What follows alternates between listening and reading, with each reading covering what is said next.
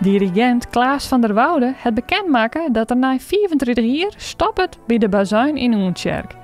Hij zegt waarom op een mooie tiert. Het is wel een heel groot deel van mijn leven best. Ik bedoel, het is meer dan de helft van mijn leeftijd.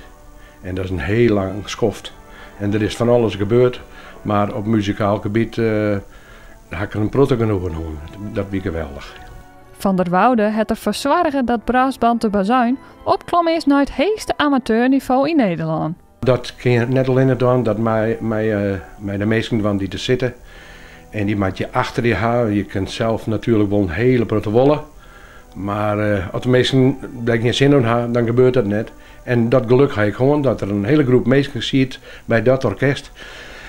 Die zijn van, hey, wij willen hoger op, wij willen proberen prijzen te winnen en we willen eigenlijk in de hoogste divisie spelen. Nou, en dat is er gebeurd. En daar had ik gewoon geluk mee gewoon.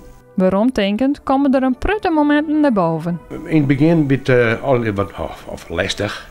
Ja, de win gewoon club, die wint beter. En, maar zolang maar gewoon klauwde dat omheen tot de eerste kampioenschap in 1994 in Utrecht, ik weet het nog, dat wij voor de eerste keer kampioen waren. En ook in dat jaar hebben we nog meer wedstrijden in Zwitserland nog een oor in Nederland. En die wonnen we ook, nou dat is, neem ik een van de hoogtepunten. Maar bovenal vanzelf deze concerten die we gewoon hebben, dus Valentijnsconcerten, werden we met mooie artiesten spelen hebben. Werd eigenlijk altijd zowat uitverkocht of helemaal uitverkocht weer.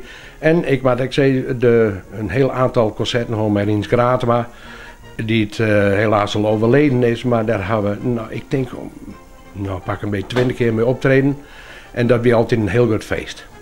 Van der Woude gaat de muziek en de meesten wel missen. Ik heb al 24 jaar